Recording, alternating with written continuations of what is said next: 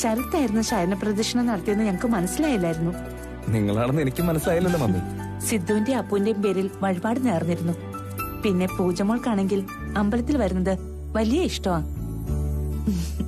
ഭക്തി അല്പം കൂടുതലുള്ള കൂട്ടത്തിലാ. ഞാനും ഭക്തിയിൽ അങ്ങോട്ട് മുഴുകി കഴിഞ്ഞാലുണ്ടല്ലോ പിന്നെ ഒരു ആറാട്ടാ ദേവിയേ. എന്നും ഇവിടെ ഇങ്ങനെ വന്ന് ഉരുൾ നേർച്ച നടത്താറുണ്ടോ? അങ്ങനെയില്ല, സമയം കിട്ടുമ്പോഴൊക്കെ. പിന്നെ തിങ്കളാഴ്ച മുടക്കുന്ന പ്രശ്നമേ ഇല്ല. അതിപ്പോ ഞാൻ അമേരിക്കയിൽ വെച്ചും അങ്ങനെ തന്നെയാണേ. അല്ല, അമേരിക്കയിൽ എവിടെ ചെന്ന ഉരുളെന്ന്? അവിടെ ഒരു അമ്പലമുണ്ട്, അയ്യപ്പക്ഷേത്രം, USA അയ്യപ്പക്ഷേത്രം. അറിയില്ല? ഭയങ്കര ഫേമസ് അല്ലേ? അവിടുത്തെ എന്റെ ഒരു ഉരുളലുണ്ടല്ലോ, അമേരിക്കൻ മലയാളികൾക്കിടയിൽ വൈറലായിരുന്നു. മനസ്സിൽ ഭാരങ്ങൾ വന്നു നിറയുമ്പോ ഈശ്വരചിന്തയാണല്ലോ ഏക ആശ്വാസം. ദേവിയേ, ഇനിയിപ്പോ അന്നദാനത്തിന് കൊടുക്കണം. എല്ലാ 6 മാസം കൂടുമ്പോഴും ഒരു തുക ഞാനിവിടെ കൊടുക്കാറുണ്ടേ. ഈ ദാനം ചെയ്യാൻ അമേരിക്കയിൽ അങ്ങനെ വലിയ പിച്ചക്കാരൊന്നും ഇല്ലല്ലോ മമ്മി. നമ്മുടെ സാധുക്കൾക്ക് നമ്മുടെ ക്ഷേത്രത്തിൽ അന്നദാനം ചെയ്യാം. ഞാനത് USA 6 മാസം കൂടുമ്പോ ഓൺലൈനിൽ ഒരു തുകയായിട്ട് അടയ്ക്കാറുണ്ടേ. ഇനിയിപ്പോ അടുത്ത 6 മാസത്തേക്കുള്ളത് ഇപ്പൊ അങ്ങ് അടച്ചിട്ട് പോവും. അമേരിക്കയിലൊക്കെ പോയി വലിയ കോടീശ്വരന്മാരായി കഴിയുമ്പോ നാട്ടിലുള്ള സാധുക്കളെയൊക്കെ മറന്നു പോകാറാ പതിവ്. നമുക്കങ്ങനെ മറക്കാൻ പറ്റുമോ? നമ്മുടെ നാട്ടുകാരല്ലേ. ഒരു കൈ ചെയ്യുന്നത് മറുകൈ അറിയരുത് എന്നാണല്ലോ ശാസ്ത്രം. അതെനിക്കൊരു നിർബന്ധമാണേ. ദേവിയേ, മാമായേ, എല്ലാവർക്കും നല്ലത് വരുത്തണേ. എന്നാ പിന്നെ ശരത്ത് പോയി പൈസ അടയ്ക്ക, ഞങ്ങൾ അങ്ങോട്ട് നടക്കുക. മമ്മി, ഞാൻ നിങ്ങളെ വണ്ടിയുടെ അടുത്തോട്ടാക്കിയിട്ട് തിരിച്ചു വന്ന് അടച്ചോളാം. പോവാം.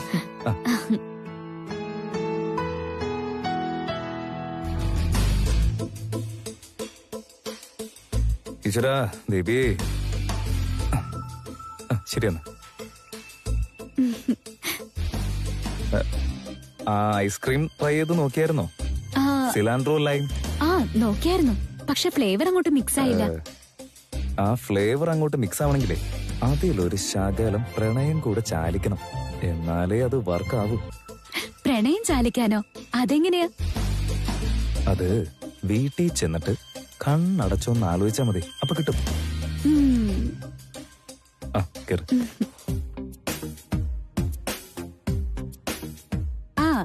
ശരത്തേട്ടാ, ഈ അമ്പലത്തില് ഉരുളിച്ച വഴിപാട് എല്ലാവരും നടത്തുന്നത് ആണുങ്ങൾക്ക് നല്ലൊരു പേരിനെ കിട്ടാനാണെന്ന് മമ്മി പറഞ്ഞു.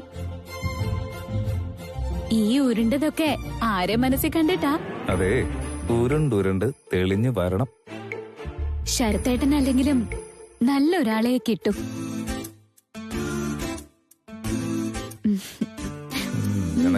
പോട്ടെ.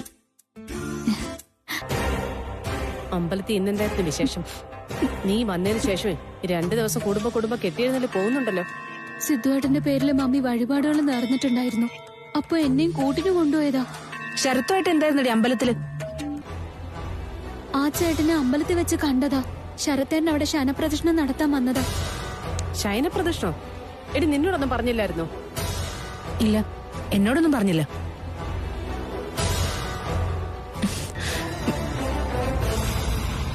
നീ അമ്പലത്തിൽ പോകുന്നുണ്ടോ? അവിടെ വെച്ച് കാണണമെന്ന് ശരത്തിനെ വിളിച്ച് പറഞ്ഞായിരുന്നോ? പറഞ്ഞോന്ന്? ഇല്ല. സത്യം പറഞ്ഞോണം. സത്യം പറഞ്ഞത്. ഞാൻ ശരത്തേട്ടനെ അവിടെ വെച്ച് യാദൃശ്ചികമായിട്ട് കണ്ടതാ. ഡി, കുടുംബകാര്യത്തില് നീ കയറി അഭിപ്രായം പറയുന്നതും പപ്പയെല്ലാം തലകുലുക്ക് സമ്മതിക്കുന്നതും ഒക്കെ ഞാൻ ശ്രദ്ധിക്കുന്നുണ്ട്. കാരണവത്തി ചമയുന്നതേ അവരുടെ അടുത്ത് മതി. ഞങ്ങളുടെ കാര്യത്തിൽ എങ്ങനെയും ഇടപെടാൻ വന്നാ പൊന്നും മോളെ, നിന്റെ പല്ലും നഖം പോലും ബാക്കി ഉണ്ടാവില്ല. ദേ, ആണുങ്ങളെ വശീകരിച്ചെടുക്കുന്ന നിന്റെ അമ്മയുടെ സ്വഭാവേ ഇവിടെ എടുത്തേക്കരുത്. വന്നിട്ട് ഇത്രയും ദിവസം ആയതേ ഉള്ളൂ അവള് കലാപരിപാടി തുടങ്ങിയേക്കുന്നു. ആ ശരത്ത് കഴിഞ്ഞ ദിവസം ഇവിടെ വന്നപ്പോഴേ ഞാൻ വാച്ച് ചെയ്തതാ നിന്റെ ഈ ഇളക്കം. ഡി, ആണുങ്ങൾ ഫ്രീ ആയിട്ട് ഇടപഴകുന്നു കരുതി അവരോട് കയറി ഒട്ടാന്ന് വിചാരിച്ചോ നീ? കോടീശ്വരിയാണെന്നുള്ള അഹങ്കാരമാണെങ്കിലേ അതങ്ങ് കൈ വെച്ചാ മതി കേട്ടോ. അധികം നെകളിച്ചാലേ വലിച്ചു കയറി ഭിത്തിയിലൊട്ടിക്കും കേട്ടോടി. പവിത്രന്റെ മോളെ, വാടി ഇങ്ങോട്ട്.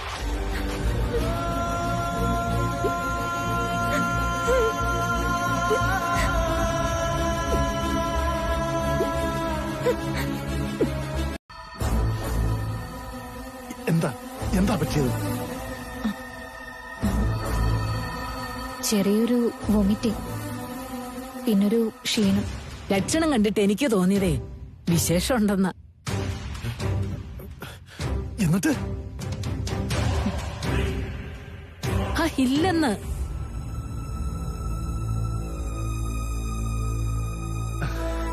ഇല്ലേ?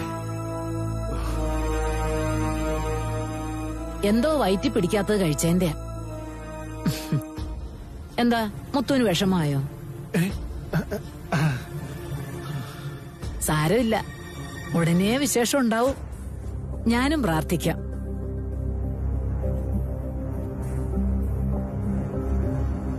രാത്രിയിലത്തേക്കുള്ള ഭക്ഷണം ഞാൻ ഉണ്ടാക്കി വെച്ചേക്കാം. ദേ, പുറത്തുനിന്നും വാങ്ങിക്കഴിച്ച് വയറ് ചീത്തയാക്കി കളയല്ലേ.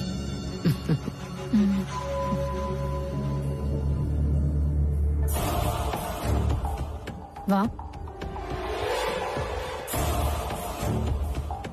ഞാൻ രാവിലെ വിചാരിച്ചു പ്രഗ്നന്റ് ആയിരിക്കുമെന്ന്. അല്ലെന്നുറപ്പാണല്ലോ. എന്താ നിനക്കൊരു ടെൻഷൻ? പിന്നെ ടെൻഷൻ അടിക്കാതെ പിന്നെ ഞാൻ കിടന്ന് തുള്ളിച്ചാടണോ? മനുഷ്യനോട് ഒരു പണിയില്ലാതിരിക്കുക. അവന്റെ ഇടയിൽ കൂടെ ഗർഭം കൂടി ഉണ്ടാക്കി കഴിഞ്ഞാൽ പിന്നെ ടെൻഷൻ അടിക്കാതെ. ഓ, ഇതിലും വലുതായി ടെൻഷൻ ഉണ്ടാക്കുന്ന ഒരു കാര്യം പറയാനുണ്ട്. എന്ത് കാര്യം? നീ സോമിലില് തടിയറപ്പും കൊണ്ടിരുന്നു. കള്ളു കുടിക്കാനുള്ള കാശ് കിട്ടുന്നുണ്ടല്ലോ, നിനക്കത് മതി. ഞാൻ ഹോട്ടലിൽ ജോലി ചെയ്ത് ആഹാരത്തിനുള്ള വക ഉണ്ടാക്കുന്നുണ്ടല്ലോ. ഇനിയുള്ള കാലം അങ്ങനെ കഴിയും. നീ എന്താ ഇങ്ങനൊക്കെ പറയുന്ന? ഇതൊക്കെ തൽക്കാലത്തേക്കുള്ള കാര്യങ്ങളാണ്. ചില സിറ്റുവേഷൻസിൽ വന്ന് പെട്ടുപോയി. ഇപ്പൊ ഭാവിയിൽ എന്താ നീ ഉദ്ദേശിക്കുന്നത്? ഞാൻ ദരിദ്രവാസിയൊന്നുമല്ലെന്ന് നിനക്കറിയില്ലേ? കൽത്തോട്ടത്തിലെ എനിക്ക് അർഹതപ്പെട്ട സ്വത്തുണ്ട്. എന്നായാലും അതിന്റെയൊക്കെ അവകാശി ഞാൻ തന്നെ.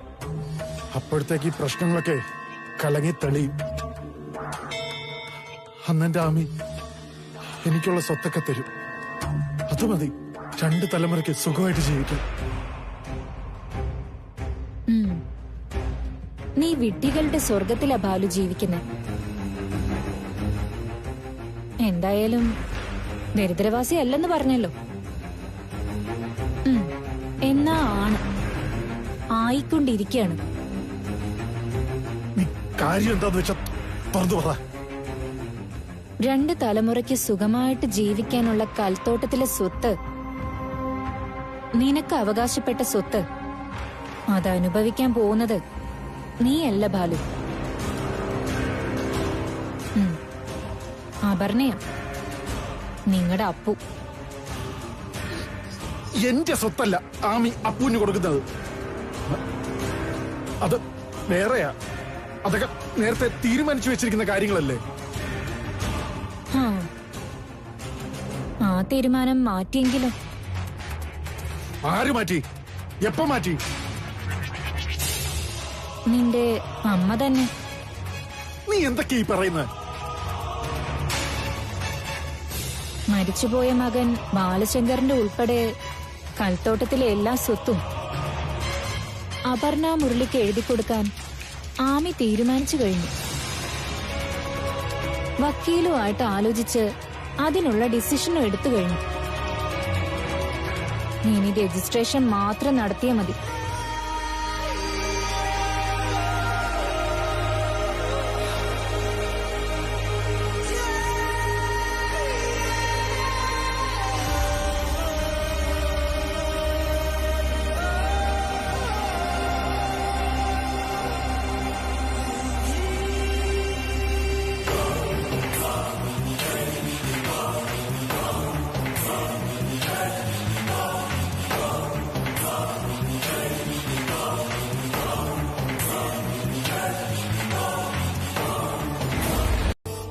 ആമി അപ്പൊക്കെ ഇപ്പൊ പറയുന്നത് അവളുടെ കൂടെ ഉണ്ടായിരുന്ന കൊച്ചു ബാലുവിന്റെ അല്ല, വേറെ ആരുടെയാണ്, പൈസ തട്ടിയെടുക്കാനുള്ള ശ്രമമായിരുന്നു എന്നൊക്കെയാണ്. നിനക്ക് തോന്നുന്നുണ്ടോ? ഇതൊക്കെ വിശ്വസിക്കാൻ ഞാൻ എന്താ അത്ര മണ്ടനാ? അതെ, ആ കൊച്ചിന്റെ തന്ത ബാലു അല്ലായിരിക്കും. പിന്നെ അവൻ ജീവിച്ചിരിപ്പുണ്ടോന്നുള്ളത് അവർക്കിപ്പോ ഉറപ്പില്ല. അതല്ല സംഭവം. എടാ, ജീവിച്ചിരിപ്പുണ്ടെങ്കിൽ അവൾ ഉറപ്പായിട്ട് അവനുമായിട്ടല്ലേ അവിടെ വരുള്ളൂ. എനിക്ക് ഉറപ്പാണ് മോനെ, അവക്ക് വേറെ ഭർത്താക്കന്മാരുണ്ട്. ആ കൊച്ചിനെ വെച്ച് പൈസ തട്ടിയെടുക്കാനുള്ള പരിപാടിയായിരുന്നു അവളുടെ. ആ ഇനിയിപ്പൊ എന്തെങ്കിലും ആവട്ടെ, അതൊക്കെ പോലീസ് അന്വേഷിച്ച് കണ്ടുപിടിച്ചോളൂ. പോലീസ് ഒന്നും അന്വേഷിച്ചാൽ ഇതൊന്നും കിട്ടാൻ പോകുന്നില്ല അമ്മായി. അവൾ ഇപ്പൊ എവിടെ ഉണ്ടെന്നേ എനിക്കറിയാം. സത്യം? അവൾ അപ്പുറത്ത് താമസിച്ചുകൊണ്ടിരുന്ന സമയത്ത് തന്നെ ഞങ്ങള് ബീച്ചിൽ വെച്ച് 2-3 തവണ കണ്ടായിരുന്നു. ഞാനത് പറഞ്ഞതല്ലേ. അത് നീ എന്നോട് പറഞ്ഞിരുന്നു. എന്റെ നമ്പർ വാങ്ങിച്ചുകൊണ്ട് അവളന്ന് പോയത്. അവളെ ഇടയ്ക്കിടയ്ക്ക് എനിക്ക് മെസ്സേജ് അയക്കും. ഇന്നലെ രാത്രി കൂടി എനിക്ക് മെസ്സേജ് അയച്ചേ ഉള്ളൂ. ഇന്നലെ രാത്രിയോ? ആ, എന്നിട്ട് ഇവിടത്തെ കാര്യങ്ങളൊക്കെ അറിയാം. ഞാൻ പിന്നെ അപ്പുവിന്റെ കാര്യം, നമ്മുടെ ഈ പ്രോപ്പർട്ടിയുടെ കാര്യമൊക്കെ അവൾക്ക് മെസ്സേജ് ചെയ്തിട്ടുണ്ടായിരുന്നു. ശരി മിടുക്കി. അപ്പൊ അവൾ ഇവിടുത്തെ കാര്യങ്ങളെല്ലാം കൃത്യമായിട്ട് വിളിച്ച് അന്വേഷിക്കുന്നുണ്ട്. വളരെ ഡീറ്റെയിൽഡ് ആയിട്ട് ഇവിടത്തെ ഡെവലപ്മെന്റ്സ് അവൾ ഓരോ ദിവസം വിളിച്ചെന്നോട് ചോദിക്കുന്നുണ്ട്. ഞാനേ അവളൊന്ന് വിളിച്ചോട്ടെ. പോലീസ് അന്വേഷിച്ച് കണ്ടെത്തുന്നതിന് മുമ്പേ നമ്മക്കാള് നമ്മുടെ കസ്റ്റഡിയിൽ കൊണ്ടുവരണം. അവള് കസ്റ്റഡിയിൽ വരട്ടെ, പക്ഷെ പോലീസിന് ഇപ്പൊ കൊടുക്കണ്ട. അവളെ കസ്റ്റഡിയിൽ വെച്ച് നമ്മക്ക് കുറച്ച് കാര്യങ്ങളുണ്ട് മോനെ. എന്താ കാര്യം? നീ പറ. അമ്മായി തന്നെ പറ. ആ ശരത്തെ, ബാലുവിന്റെ കൊച്ചെന്ന് പറയുന്നുണ്ടല്ലോ, നല്ല മിടുമിടുക്കുന്ന ഒരു ആങ്കൊച്ച. എന്ന് വെച്ചാ ആരാ? ഈ കൽത്തോട്ടത്തിൽ കുടുംബത്തിന്റെ അവകാശി. അങ്ങനെ ഒരുത്തനെ നമ്മുടെ കൂടെ നിർത്തുന്നതല്ലേ ബുദ്ധി. എത്ര ദിവസത്തേക്കാ ടൂർ അല്ല ഒപ്പം, അത് ഒരു ഞങ്ങള് പ്ലാൻ ചെയ്ത്. പ്ലാനിംഗ് ഒക്കെ ഞങ്ങൾക്ക് മനസ്സിലായി. പോലീസിനെ കൊണ്ട് അന്വേഷിപ്പിക്കാനാണെങ്കിൽ പിന്നെ പോലീസ് നോക്കില്ലേ കാര്യങ്ങളൊക്കെ. ഇത് നിങ്ങൾ അന്വേഷിച്ചിറങ്ങേണ്ട കാര്യമുണ്ടോ? അതും ആക്ച്വലി ഈ SI പറഞ്ഞതനുസരിച്ചാ ഞങ്ങൾ അങ്ങോട്ട് ചെന്നത്. ആ പിന്നെ പപ്പയുടെ ഫ്രണ്ടില്ലേ, ആ SP സാറ്, കുറച്ച് തടിയും വയറും ഒക്കെ ഉള്ള ആ പുള്ളിയും പിന്നെ ഞങ്ങളോട് പറഞ്ഞായിരുന്നു ഒന്ന് അന്വേഷിച്ചിറങ്ങിയാ ബെറ്റർ ആയിരിക്കും എന്നൊക്കെ. SP എന്നോട് പറഞ്ഞായിരുന്നു. ഒരിക്കലും ജീവിച്ചിരിക്കാത്ത ആളെ തേടിയാ നിങ്ങൾ പോണതെന്ന്. അല്ല ഡാഡി, അല്ല പപ്പ, ഞങ്ങള് മനസ്സിലായി.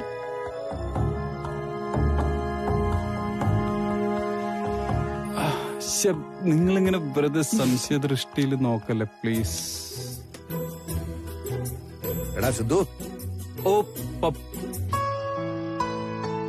നിങ്ങൾ രണ്ടുപേരും കൂടി ബാലുവിനെ അന്വേഷിച്ച് കൽത്തോട്ടത്തിൽ കൊണ്ടുവന്നാൽ അവനെ കെട്ടാനിരുന്ന അപർണ മുരളി അങ്ങോട്ടങ്ങ് ചായുവോടാ. എന്താ ചോദിച്ചേ? പപ്പ ചോദിച്ചത്, ഈ ബാലു തിരിച്ചു വന്ന അപ്പു തിരിച്ചവന്റെ ജീവിതത്തിലേക്ക് പോവോ? പൂജമോളെ, ഓ മോക്ക് നെയ്യപ്പം വേണം? ആയിക്കോട്ടെ, കഴിക്കാൻ കുഞ്ഞ് ഉണ്ടാക്കി തരാം. ആരാ മോളെ? ശരത്തേട്ടനാ. ആ ശരത്ത് നിന്നെ വിളിക്കൂ. അവനെ സമ്മതിച്ചു കൊടുക്കണം. ഹലോ പൂജ, എടി പപ്പ എന്നെ വിളിച്ചായിരുന്നു. പപ്പയ്ക്ക് ഒരു സാധനവും വേണമെന്ന് പറഞ്ഞു. ഞാൻ അങ്ങോട്ട് വരാ. അല്ല, എന്ത് സാധനം? അതൊക്കെ ഒരു സ്പെഷ്യൽ സാധനമാണ്. മനസ്സിലായി. അതെ, പപ്പ ബൈപ്പാസ് കഴിഞ്ഞിരിക്ക. ദേ കുഴപ്പിക്കല്ലേ കേട്ടോ. ഏയ്, ഇത് മെഡിസിൻ അല്ലേ, നല്ലതല്ലേ? ഹാ, പപ്പയുടെ ആരോഗ്യമാണ് എനിക്ക് വലുത്. പപ്പയുള്ളതുകൊണ്ടാ ഞാനിവിടെ ജീവിക്കുന്നത്. എന്റെ പൊന്നു മോളെ, നീ എന്നെ ഉപദേശിച്ചെന്റെ മനസ്സ് തണുപ്പിച്ച് കളയല്ലേ. ദേ ഞാനിപ്പോ എങ്ങെത്തും. എത്തിക്കാം. ഞാൻ സിലാൻഡ്രോ ലൈൻ ഉണ്ടാക്കി വെക്കാം. നീ പഠിച്ചാ? പഠിച്ചു. കുറച്ച് പ്രണയമൊക്കെ ചാലിച്ച് അങ്ങ് റെഡിയാക്കി വെക്കാം. ഞാൻ ദാ എത്തി. ഈ മുരുകമുത്തപ്പനാ ഈ പാർട്ടി എന്റെ മുന്നിൽ കൊണ്ടുവന്നത്. അതിന്റെ ഡീറ്റെയിൽസ് ഞാൻ നേരത്തെ പറഞ്ഞിട്ടുണ്ടല്ലോ അല്ലെ. ഈ റിയ എന്ന് പറഞ്ഞ പെൺകുട്ടിയാ മുന്നിൽ നിന്ന് ക്യാഷ് വാങ്ങിച്ചു. പകുതി പൈസ ബാങ്ക് അക്കൗണ്ട് വഴിയാ കൊടുത്തത്. ഓ, അത് ആരുടെ അക്കൗണ്ടിലേക്കാ മാറ്റിയത്? അത് ആ പെൺകുട്ടിയുടെ അക്കൗണ്ടിലേക്ക് തന്നെയാ. ഒരു അഡ്രസ് ബാംഗ്ലൂരിലും ഒരു അഡ്രസ് മുംബൈയിലും ഉണ്ട്. ആ ഡീറ്റെയിൽസ് നിങ്ങൾക്ക് വേണമെങ്കിൽ തരാം. ആ, ഓക്കെ ഓക്കെ ഓക്കെ. ആ അഡ്രസ് ഉണ്ടെങ്കിൽ നമുക്ക് ട്രേസ് ചെയ്യാൻ പറ്റില്ലേ? അത് മേ ബി പറ്റുമായിരിക്കും. ഈ റിയ എന്ന് പറഞ്ഞ പെൺകുട്ടിയെ നിങ്ങള് നേരത്തെ അറിയുന്നതാണോ? മകൻ മരിച്ചപ്പോ കൂട്ടുകാരന്റെ വൈഫാണെന്ന് പറഞ്ഞ ഇവിടേക്ക് വന്നത്. ആ അതെനിക്ക് ഓർമ്മയുണ്ട്, നിങ്ങൾ പറഞ്ഞ എനിക്ക് ഓർമ്മയുണ്ട്. ആ പെൺകുട്ടി ക്യാഷിന്റെ ഡീല് കഴിഞ്ഞ് പോയ ശേഷം ഞങ്ങളുടെ തൊട്ടപ്പുറത്തെ വീട്ടിൽ താമസിക്കുന്നുണ്ടായിരുന്നു വാടകയ്ക്ക്. എന്നിട്ട് നിങ്ങൾ ആ സ്ത്രീയോട് കാര്യങ്ങളൊന്നും ചോദിച്ചില്ലേ? ചേട്ടാ, ഞങ്ങള് മനസ്സിലാക്കിയെടുത്തോളം അവളൊരു ഫ്രോഡാ. ബാലുവിന്റെ കുട്ടിയാണെന്ന് പറഞ്ഞ് ഒരു കുഞ്ഞിനെയും കൊണ്ടാ ഇങ്ങോട്ട് വന്നത്. ബാലുവിന്റെ ഷെയർ വേണമെന്ന് പറഞ്ഞ്. ആ അപ്പൊ ചില്ലറക്കാരിയല്ലെന്ന് മനസ്സിലായില്ലേ? ഈ പ്രമാണം ഇവിടുന്ന് മോഷ്ടിക്കാൻ മുൻകൈ എടുത്ത് അവൾ തന്നെ ആയിരിക്കും. മരിച്ചുപോയവരുടെ പേരിൽ ഇത്തരം പണം തട്ടിയെടുക്കുന്നവരുടെ ഒരു ഗ്രൂപ്പ് തന്നെയുണ്ട്. അതിൽ മിക്കവരും പെമ്പിള്ളേരാണ് ലീഡ് ചെയ്യുന്നത്. അവരുടെ കൂടെ ലീഡറായിട്ട് പുരുഷന്മാരും കാണും. ആ കാണും കാണും. അവളുടെ കൂടെ ഉണ്ടായിരുന്നല്ലോ ഒരാൾ. നിങ്ങൾ തമ്മിൽ കാണുമ്പോ അവരുടെ കൂടെ ഒരു കുട്ടി ഉണ്ടായിരുന്നോ? ഇല്ലില്ല, അവളും ഒരു ചെറുപ്പക്കാരന് മാത്രമേ ഉണ്ടായിരുന്നുള്ളൂ. അപ്പൊ പിന്നെ ഈ റിയ എങ്ങോട്ട് പോയി? കേസ് മൂവി ഉണ്ടെന്ന് അറിഞ്ഞപ്പോ അവരിവിടുന്ന് രക്ഷപ്പെട്ടതാ. ഇപ്പൊ ഞങ്ങള് പോലീസിൽ കംപ്ലൈന്റ് കൊടുത്തിട്ടുണ്ട്. അങ്ങനെ ഉണ്ടെങ്കിൽ മുത്തപ്പൻ വഴി ഡീൽ ചെയ്യുന്നതാ നല്ലത്. ഇത്തരം തട്ടിപ്പ് കേസൊക്കെ വളരാതെ നോക്കണം. നിസ്സാര കാര്യമല്ല. പോലീസിന് മുന്നിൽ എന്ത് ഡീറ്റെയിൽസ് തരാനും ഞാൻ തയ്യാറാണ്. എവിടെ വേണമെങ്കിലും ഞാൻ വരാം. ഞാൻ എന്റെ ബാങ്ക് അഡ്രസ്സും ബാങ്ക് ട്രാൻസാക്ഷൻ ഡീറ്റെയിൽസും ആ മുത്തപ്പന്റെ ഫോൺ നമ്പർ ഇപ്പൊ തന്നെ അങ്ങ് തന്നേക്കാം.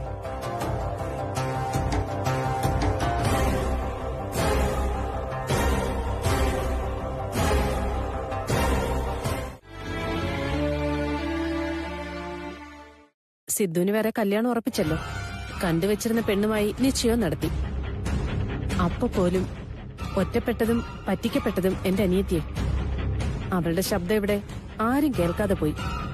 സങ്കടവും ആരും കാണാതെ പോയി. എനിക്ക് പക്ഷേ എന്റെ കൂടപ്പിറപ്പിനെ കണ്ടില്ലെന്ന് നടിക്കാനാവില്ലല്ലോ. സിദ്ധു അവന്റെ ഇഷ്ടത്തിന് പോയെന്ന് കരുതി മുന്നു നിത്യകന്യകയായിട്ടിരിക്കണമെന്നൊന്നും ഇല്ലല്ലോ. അങ്ങനെ ആരും പറഞ്ഞില്ലല്ലോ. എങ്കിലേ ഞാനൊരു കാര്യം ചോദിക്കട്ടെ പപ്പ. പപ്പയ്ക്ക് ശരത്തിനെ ഇഷ്ടമാണ്? അതെന്ത് ചോദ്യമാ? ശരത്തിനെ ഇഷ്ടപ്പെടാത്തത് ആരാ? 2 ദിവസം കൂടുമ്പം വിളിക്കുവവൻ. ഇപ്പൊ തന്നെ വന്നു പോയിട്ടേ ഉള്ളൂ. കൊണ്ടുവച്ചിരിക്കുന്ന കണ്ടോ, സ്പെഷ്യൽ. പപ്പയ്ക്ക് ശരത്തിനെ ഇഷ്ടപ്പെടുന്നത് പോലെ പ്രതിഭയ്ക്കും അയാളെ ഇഷ്ടം. അവര് തമ്മിലൊരു മാരേജ് നല്ലതല്ലേ പപ്പ?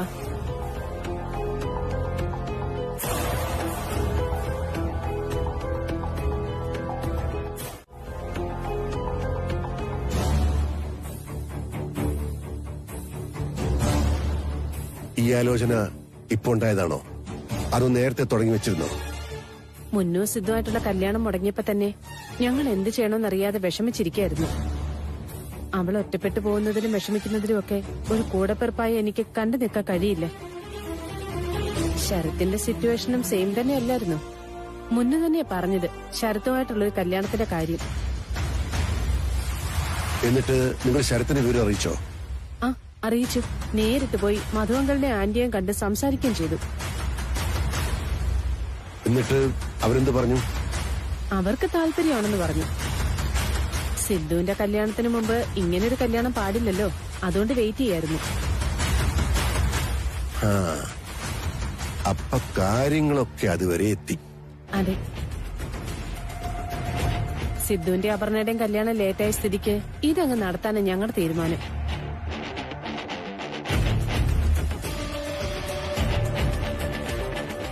പക്ഷേ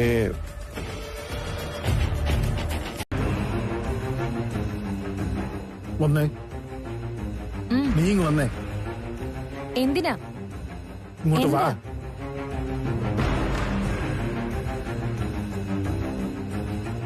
ഇങ്ങോട്ട് ഇരിക്ക്. എന്താ ബാലു? എന്താ? നീ പ്രഗ്നന്റാ. ഞാൻ പ്രഗ്നന്റ് ആയില്ലല്ലോ. ആണെന്നങ്ങ് മനസ്സിൽ വിചാരിക്കും. എന്നിട്ട് നേരെ അങ്ങ് കൽത്തോട്ടത്തിൽ ആമിയുടെ മുന്നിൽ ചെല്ലുക. പക്ഷേ അതുകൊണ്ട് എന്താ ബാലു ഗുണം? ഞാൻ പിന്നെയും മോശക്കാരി ആവുമല്ലേ ഉള്ളൂ. ഒരിക്കലൊരു കുട്ടിയും കൊണ്ട് ചെന്നിട്ട് പറഞ്ഞു ഇത് ബാലുവിന്റെ മോനാണെന്ന്. പിന്നെ ചെന്നിട്ട് പറഞ്ഞു അത് കള്ളമായിരുന്നെന്ന്. ഇപ്പൊ ചെന്ന് പറയാൻ പോവാ ഞാൻ ശരിക്കും പ്രഗ്നന്റ് ആണെന്ന്. ആമി ഇതൊക്കെ വിശ്വസിക്കൂന്നാണോ? നീ ഇതാദ്യം കേക്ക്. നീ പ്രഗ്നന്റ് ആണെന്നുള്ളത് മാത്രമല്ല പറയേണ്ടത്. പിന്നെ നിന്റെ വയറ്റിലുള്ള ഈ കുട്ടിയുടെ അച്ഛൻ ഞാനാന്ന് ആമിയോട് പറയണം. അത് ആമിക്ക് എന്തായാലും ഒരു ഷോക്കാവും. ഞാൻ ജീവനോടെ ഉണ്ടോ, ഉണ്ടെങ്കിൽ എവിടെയാന്ന് ചോദിക്കും. നമുക്ക് വേണ്ടത് ആ വിവരം ആമി അറിയാന്നുള്ളതല്ലേ. ഓ എന്റെ ബാലു, ഞാൻ ഈ പറയുന്നതൊന്നും ആമി വിശ്വസിക്കില്ല. തന്നെയല്ല, അവരപ്പ തന്നെ ആ അപർണയെ വിളിക്കും. അവൾ ആ സിദ്ധാർത്ഥിനെ വിളിച്ചോണ്ടിങ് വരും. പിന്നെ കാണുന്നത് ഈ പോലീസ് കൽത്തോട്ടത്തിൽ വന്ന് കേറുന്നതായിരിക്കും. കാര്യങ്ങളൊക്കെ കൈവിട്ട് പോവും ബാലു. പിന്നെ എന്ത് ചെയ്യുന്നു പറ. എന്താ മുന്നു നിന്റെ ഈ ചേച്ചി പറയുന്നേ? അങ്ങോട്ട് തന്നെ ചോദിക്കും. ദേ, ഈ കൊച്ചച്ഛനും കുഞ്ഞമ്മയും കൂടി ചേർന്ന് ഹോട്ടൽ സീ പാലസിലേക്ക് ഞങ്ങളെ വിളിച്ചു വരുത്തി ഒരു കൂടിക്കാഴ്ച നടത്തിയിട്ടുണ്ടായിരുന്നു. അറിഞ്ഞായിരുന്നു നിങ്ങൾ രണ്ടുപേരും?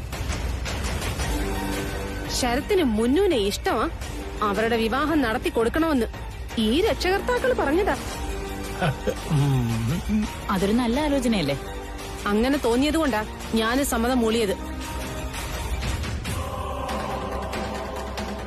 അങ്ങനെ ദേ ഇയാളെ മുന്നുനെ കാണാൻ വരുന്നു, കല്യാണം കഴിഞ്ഞ് അമേരിക്കയിലേക്ക് കൊണ്ടുപോകാന്നും പറയുന്നു. ഇവളതൊക്കെ സത്യമാണെന്ന് വിശ്വസിക്കുകയും ചെയ്തു. പിന്നിപ്പോ എന്താ പ്രശ്നം? ഇന്നലെ ഈ മഹാൻ വീട്ടിൽ വന്നേ പപ്പയോട് പറഞ്ഞിരിക്കുന്നു പ്രതിഭയെ കെട്ടാൻ താല്പര്യമില്ലെന്നും. എങ്ങനെയെങ്കിലും ഇവളെ തലേന്നങ്ങ് ഒഴിവാക്കി കൊടുക്കണമെന്ന്.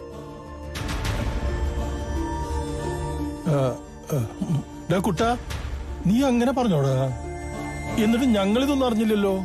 എന്തുവാ പ്രഭൈവം പറയുന്നേ? എനിക്കറിഞ്ഞോ, ഞങ്ങളോട് രക്ഷണം പറയാതെ നീ ആ വീട്ടിൽ ചെന്ന് കേറിയല്ലേ? സോനല്ല സേതുപതി സാറെന്ന് പറഞ്ഞ ആരാടാ? ഈ നാട്ടിലെ മുഴുവൻ ജനങ്ങളും ബഹുമാനിക്കുന്ന വലിയൊരു മനുഷ്യനാണ്. ആ മനുഷ്യന്റെ മുഖത്ത് നോക്കി നാട്ടുകാരനല്ലതേ ഈ നിൽക്കുന്ന രണ്ടെണ്ണം കൂടി ഒരക്ഷരം സംസാരിക്കില്ല ധൈര്യത്തില്. വേണ്ടതിന് നല്ല അടികൊള്ളാത്ത ആ ചുമ്മാ അതിരിക്കും കുഞ്ഞമ്മ.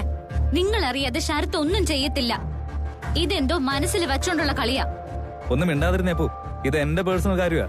എന്റെ കല്യാണ കാര്യത്തിൽ അഭിപ്രായം പറയാനുള്ള അവകാശം നിനക്കില്ല.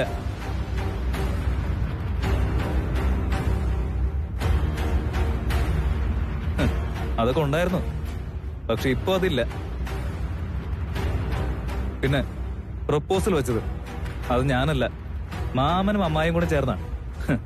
അത് അവർക്കൊരു മിസ്റ്റേക്ക് പറ്റിപ്പോയതല്ലേ. അത് തിരിച്ചറിഞ്ഞപ്പോ ഞാൻ പിന്മാറി, അത്രേ ഉള്ളൂ. ഒരു പെണ്ണിനെ പറഞ്ഞു മോഹിപ്പിച്ചിട്ട് നിസ്സാരമായിട്ട് അങ്ങ് തെന്നി മാറല്ലേ. നീ കാണിച്ചത് വിശ്വാസവഞ്ചനയെ. നിങ്ങൾ കാണിച്ച അത്രയും വിശ്വാസവഞ്ചന ഇവിടെ ആരും ആരോടും കാണിച്ചിട്ടില്ല. എന്തൊക്കെയായിരുന്നു? സെൻട്രലൈസ്ഡ് AC ഫിറ്റ് ചെയ്ത ബംഗ്ലാവ്, പൊന്മുടിയിൽ 12 ഏക്കർ തേയിലത്തോട്ടം, വയനാട്ടിൽ കാപ്പി, ഏലം തോട്ടം, എല്ലാം. തെന്മലയിൽ റബ്ബർ തോട്ടം. തീർന്നില്ല, ദുബായില് സ്വർണം കോരുന്നൊരു പപ്പ. എന്തൊക്കെ ആയിരുന്നു തല്ലി മറച്ചത്. ഒടിവ് വന്നപ്പോഴെല്ലാം ഉള്ളി തൊലിച്ച പോലെ പുക, മൊത്തം പുക. എന്റെ ആമി വലിയ ബിസിനസ്സുകാരാന്നാണ് വെപ്പ് ഇവര്. അന്വേഷിച്ച് നോക്കുമ്പോ അറിയാം ഇതിങ്ങളുടെയൊക്കെ ബിസിനസ്